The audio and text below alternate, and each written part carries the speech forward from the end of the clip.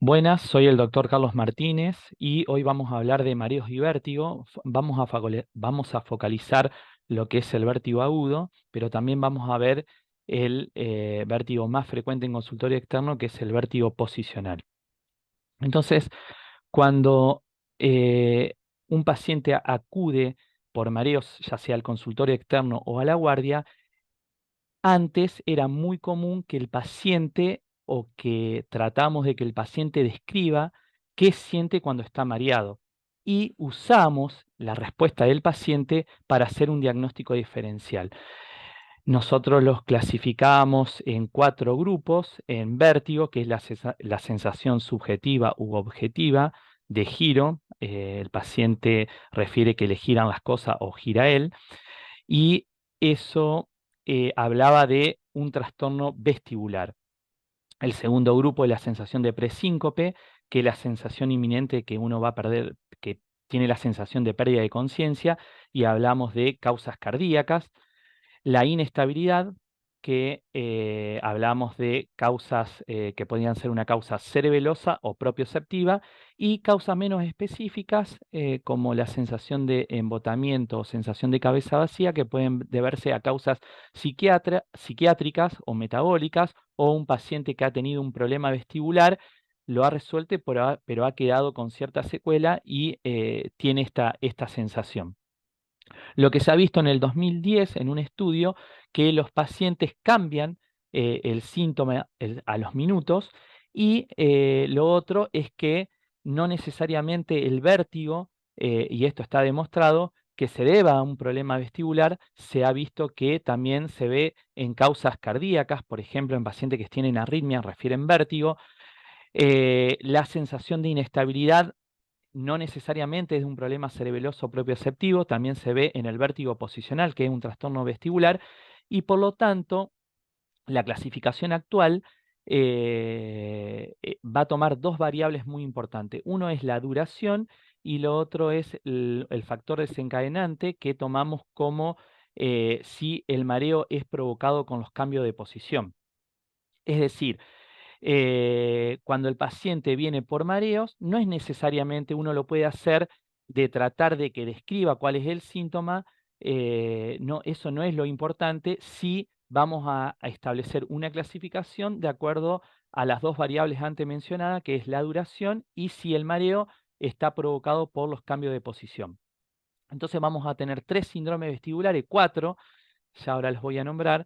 Tenemos el síndrome vestibular episódico provocado. Son mareos episódicos que claramente son provocados por cambios de posición cuando el paciente se acuesta, se levanta o gira en la cama, y tiene una duración de menos de 1 minuto, segundos de duración. La causa más frecuente es el vértigo posicional paroxístico. Otra causa muy frecuente es la hipotensión ortostática, y ya causas más serias es el vértigo posicional central, pero también hay otras causas menos frecuentes. El síndrome vestibular episódico espontáneo es aquel paciente que tiene mareos de minutos a horas de duración y que no están desencadenados por los cambios de posición. Y acá la causa más frecuente es la migraña vestibular y la enfermedad de Meniere.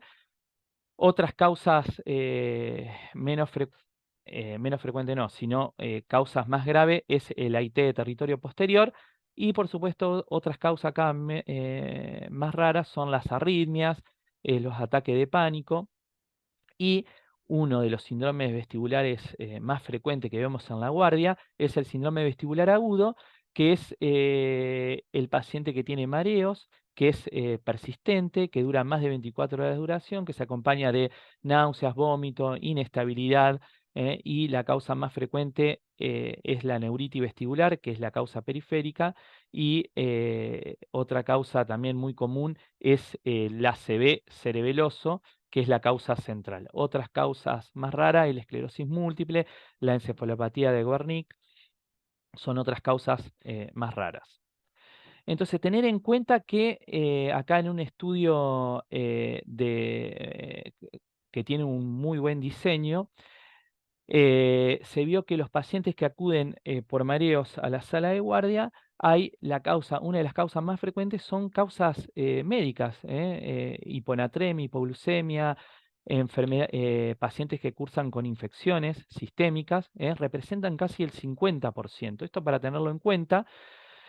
Entonces, cuando un paciente acude ya sea al consultorio o a la guardia, este algoritmo me gusta mucho, es tratar si por la historia clínica o por los antecedentes hay una causa médica tratable, es decir, si el paciente tiene una hipotensión ortostática o tiene una arritmia, si tiene una hiponatremia, una hipoglucemia, ver los fármacos que muchas veces producen mareos.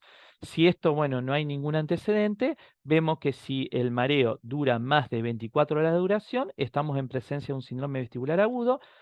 Si no, vemos si el mareo es provocado por los cambios de posición. Si es así, dijimos que la causa más frecuente es el vértigo posicional. Y si no, estamos frente a un síndrome vestibular episódico espontáneo y siendo las causas más frecuentes la migraña y la enfermedad de Meniere. La migraña y la enfermedad de Meniere, si uno quiere ser medio práctico, no siempre es así, pero la migraña generalmente no se acompaña de síntomas auditivos y la enfermedad de Meniere sí. Y siempre, siempre tener en cuenta en pacientes añosos con factores de riesgo o pacientes de más de 50 años con factores de riesgo, siempre tener como diagnóstico diferencial el ataque isquémico transitorio de territorios posterior.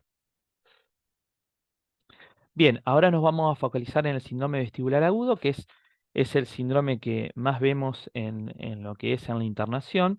Y, como yo dije, se caracteriza por mareo de comienzo agudo, persistente, más de 24 horas de duración, que se acompaña de náusea, vómito, inestabilidad. Son pacientes que básicamente acuden en una guardia y tenemos que saber que la causa más frecuente es la neuritis vestibular, que es la causa periférica, y ojo que signos y síntomas pueden ser muy similares a la neuritis vestibular y representar un ACV cerebeloso, siendo acá una causa central y que puede llevar al paciente al coma y a la muerte. Entonces, cuando uno establece las diferencias entre periférico y central, si bien se puede establecer en los otros síndromes, es acá donde aplicamos toda la semiología para diferenciar entre periférico y central.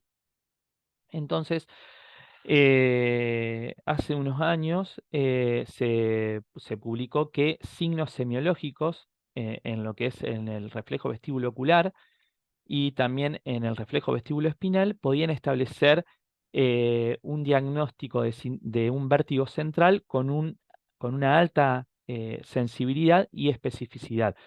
Y que estos signos, que la semiología le gana a la resonancia magnética, sobre todo en las primeras 48 horas, donde la resonancia puede dar unos falsos negativos. Entonces, acá la semiología es muy importante para diferenciar entre vértigo periférico y central.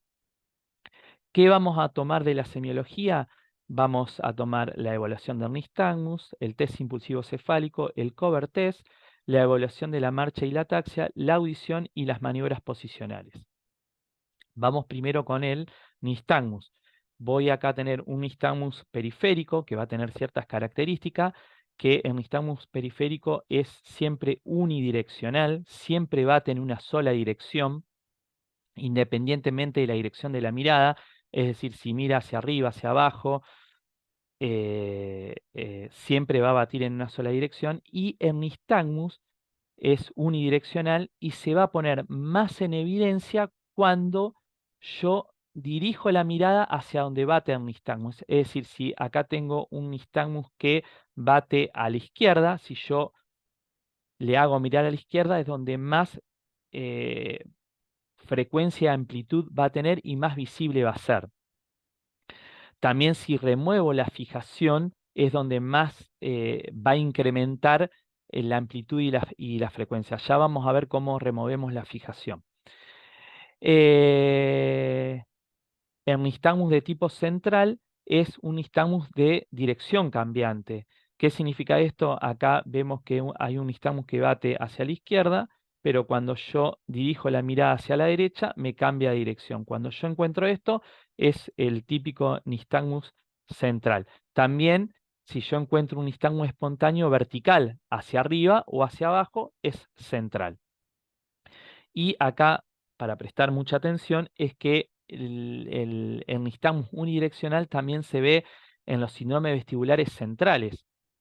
¿Qué le quiero decir con esto? Que el nistagmus por sí no ayuda para diferenciar entre periférico y central, tenemos que tener otros elementos que ya vamos a ver, pero cuando se trata, algo que me olvidé, cuando se trata de un nistagmus periférico, siempre el nistagmus va a batir hacia el lado sano, ¿eh? Es decir, si acá bate hacia la izquierda, la lesión es derecha. Eso para tenerlo en cuenta, ¿eh?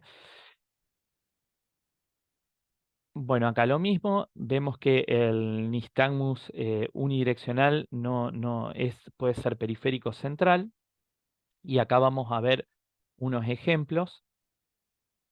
Mira acá. Vemos acá que tiene un nistagmus que bate hacia la derecha.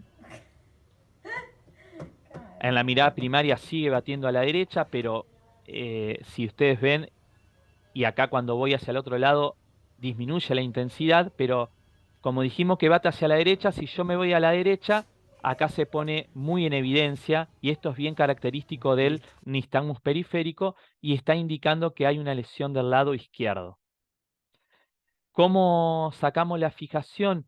Vamos a tapar un ojo y vamos a encandilar con una linterna el ojo que está descubierto. De esa manera el paciente no puede fijar y se va a poner más en evidencia. Siempre fijo acá. Fijo, fijo, Vemos fijo, cómo Fijo. tapan el fijo. ojo Mirá, me Sí. fijo. Y ahora ¿Sí? encandilalo. Bien. y ahí lo encandilan y ven que el De vuelta. nistagmus se pone más en evidencia. Esto es bien característico del nistagmus de tipo periférico. Recuerden muy bien que el nistagmus unidireccional no podemos aseverar que esto sea periférico. También se pueden dar en lesiones centrales. Mira Siempre acá. fijo acá. Vemos acá otro tipo de nistagmus que acá, como ustedes ven, es un nistagmus vertical hacia abajo. Esto cuando lo encontramos se terminó el examen, es central. Ya con esto no hay dudas, acá yo no tengo dudas, esto no se da en los periféricos, esto es central. Y otro nistagmus, también uno de los más frecuentes, el de dirección cambiante, que cuando yo le pido al paciente que mire hacia la izquierda, bate hacia la izquierda. Okay, now look to the left. Ahí vemos cómo bate hacia la izquierda, pero cuando vamos hacia la derecha, me cambia de dirección. Esto se llama Look nistagmus de straight. mirada, y esto es central. Look to the right. Acá vemos que a la derecha, y ustedes ven que bate, cambia de dirección, y es un Look nistagmus de straight. mirada, y esto acá no hay duda que es un nistagmus central, un síndrome vestibular central. Entonces, nistagmus unidireccional puede ser periférico central, pero si yo encuentro un nistagmus de mirada, es decir, que cambia de dirección, eso es 100% central, o un nistagmus vertical espontáneo 100% central. Bien. Bueno, otro elemento que tenemos es el test impulsivo cefálico, y que evalúa lo que es el reflejo vestíbulo ocular.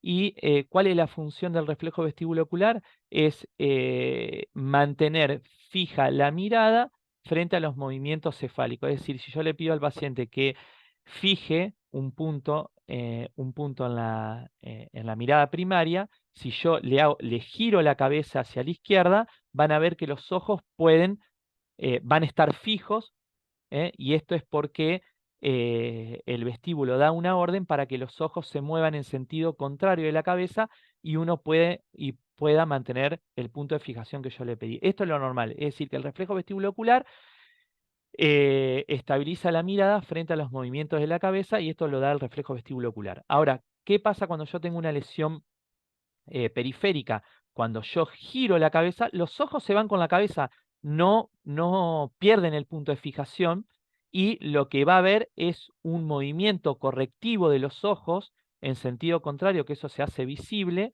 ¿eh? Para mantener el punto de fijación, que es acá un sacádico. Es decir, cuando yo giro la cabeza hacia la izquierda, los ojos pierden el punto de fijación, se van con la cabeza, pero se va a ver un movimiento sacádico, que lo vemos a simple vista, contrario al movimiento de la cabeza. Por ejemplo, acá va a haber un movimiento sacádico hacia la derecha, lo que me indica que la lesión es izquierda. Es decir, sacádico a derecha, lesión a izquierda.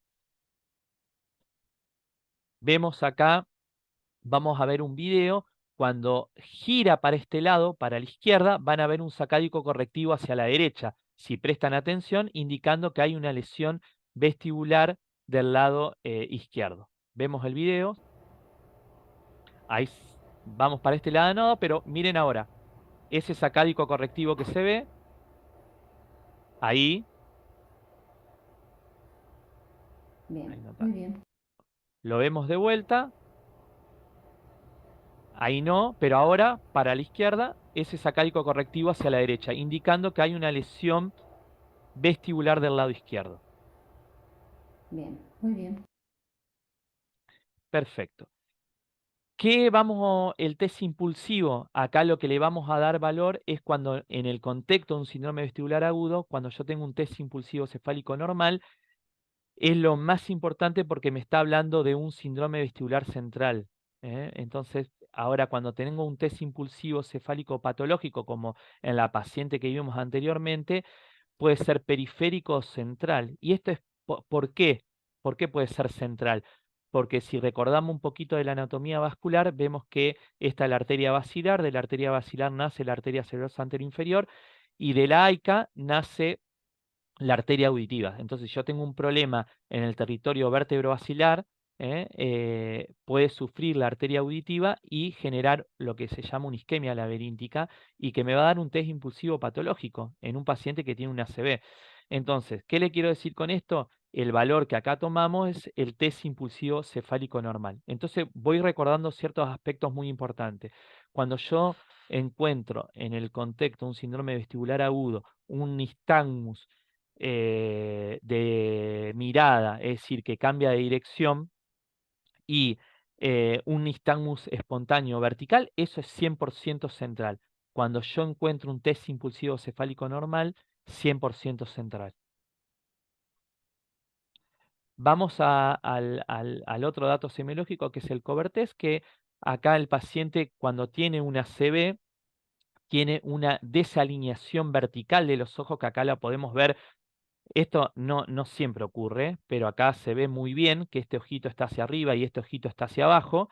Entonces, cuando yo tapo este ojo, y le pido que fije un punto que puede ser la nariz del examinador o la frente, entonces cuando yo le tapo este ojo, este ojito que está hacia arriba va a venir hacia abajo, va a haber una corrección vertical.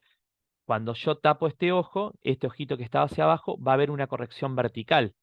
Entonces, cuando vemos una corrección vertical, eso se llama una desviación oblicua de los ojos y es bien característico del síndrome vestibular central y se pone en evidencia haciendo un cover test, se cubren un ojo y el otro en forma alternante y se busca la corrección vertical de los ojos. Vemos acá un video.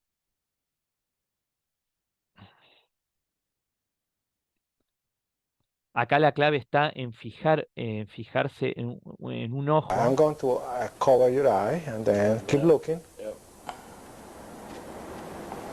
And one sees a right hypotropia and a left hypertropia. Acá vemos cómo sube el ojo, The other point is that his Horner syndrome seems to be more clearly sube, defined. sube y baja, sube y baja. Cuando encontramos eso, una corrección vertical, es bien característico del síndrome vestibular central. Bueno, y el cuarto dato importante, que es el más fácil para mí de evaluar, es ver la característica de la inestabilidad. Un paciente que viene por síndrome vestibular refieren mucha inestabilidad. Y acá recordar que un paciente que tiene un cuadro periférico, el paciente va a referir inestabilidad, pero puede caminar. No va a tener problema. Ahora, un paciente que no puede mantenerse de pie y cae desde la posición erecta, que es una ataxia grado 3, eso es central, no es periférico. Acá vemos un video, van a ver. Escucha, así que quiero. ¿Ah? No sé si ustedes tienen la. Ah, bueno. No, entonces mejor. Ajá. Tiene una pulsión hacia la derecha. Acá en este video el paciente, acá la residente la está sosteniendo, porque si le saca el sostén, esta paciente se cae al suelo, es decir, no puede mantenerse de pie y esto es central. O otra maniobra muy fácil de evaluar es hacerlo sentar y generalmente si no mantienen la posición sentada, eso también es indicativo de una lesión central. No, dejalo que no. Ajá. Generalmente un periférico puede tener una pulsión, pero mantiene la capacidad de sentarse. Acá cae, y eso es bien característico del síndrome vestibular central. Dejalo. Vemos acá otro paciente. Vemos que acá está apoyado sobre la cama, pero cuando le sacamos el apoyo, es un paciente que, si bien se mantiene, no puede caminar. Y esto es A bien ver, que camine característico un de un poco, síndrome María. vestibular central. Acá se cae. Que cam- Esto Sí, es un central. poquito. Esto es central. Si acá estaba apoyado sobre la cama, si uno le saca el apoyo, se cae y esto es central. No puede caminar y cae de la posición de pie. Y otra manera de evaluar también esto lo que se llama ataxia de tronco es la prueba de flexión de tronco y en las lesiones cerebelosas lo que hay una incoordinación de la musculatura, por lo cual al paciente cuando yo le pido que se siente, en las lesiones cerebelosas no lo puede hacer, levanta los miembros inferiores y eso es bien característico del ataxia de tronco. Vamos a ver el video. Si nosotros le damos un apoyo, que es lo que le falta al cerebeloso, lo puede hacer. Sentate. Vamos. Vemos acá cómo levanta los miembros inferiores, no se puede Bueno, sentar, listo. pero cuando le damos un apoyo, que es lo que le falta al cerebeloso, Vamos ahora, sentate. lo puede hacer. Esto es un ataxia de tronco y indica una lesión central. Entonces, la lesión periférica puede mantenerse en pie, camina sin ayuda. Una lesión central no puede mantenerse de pie y no puede caminar en forma independiente. Sen- Acá vemos que la ataxia grado 3 indica una lesión central. La ataxia grado 1 la probabilidad es muy baja que sea algo central, siempre es periférico. Entonces, para resumir y para terminar, una lesión periférica, acá tenemos que tratar de englobar todos los síntomas que encontramos en el paciente que acude por mareo y encontramos signos. Entonces, ¿cuándo vamos a hablar de una lesión periférica? Cuando tiene un nistagmus unidireccional, cuando tiene un test impulsivo patológico, cuando tiene un cover test negativo, y cuando puede mantenerse de pie. Cuando encuentro tienen que estar todas las características presentes para hablar de una lesión periférica. En cambio, una lesión central, un signo que yo encuentre, no tienen que estar todos, solamente uno, es decir, por ejemplo, puedo encontrar un nistagmus de mirada o un nistagmus vertical espontáneo hacia arriba o hacia abajo, es central. Si encuentro un test impulsivo cefálico normal, solo es central. Si en el cover test encuentro la refijación, la corrección vertical, solamente eso es central. Y cuando no puede mantenerse de pie, que tiene un ataxia de tronco grado 3, es central. Uno que encuentre es central. Bueno, esta es la primera parte. Esto se puede aplicar en el síndrome vestibular episódico. Lo que pasa con los síndromes vestibulares episódicos, que es la migraña, la enfermedad de Meniere, como son vértigos episódicos que duran minutos ahora, en el consultorio, ¿cómo los voy a encontrar? Los voy a encontrar totalmente normal. Me van a referir la historia, pero el examen va a estar totalmente normal. No tengo, pero si yo lo encuentro en un ataque de vértigo, aplico esta semiología para diferenciar entre periférico y central, que puede ser en el vértigo episódico espontáneo, lo periférico sería la enfermedad de Meniere y lo central el AIT de territorio posterior. La migraña, bueno, un poquito más complejo, lo podemos hablar en la clase, pero puede tener síntomas periféricos y síntomas centrales. Bueno, eso es todo. Igualmente vamos a tener las clases de consulta porque a veces es muy difícil, pero este video es para que después lo vean una vez que tengan las clases y puedan comprender mejor la semiología y cómo diferenciar entre un vértigo periférico y central. Le voy a hacer una segunda parte de lo que es el vértigo posicional. Bueno, nos vemos.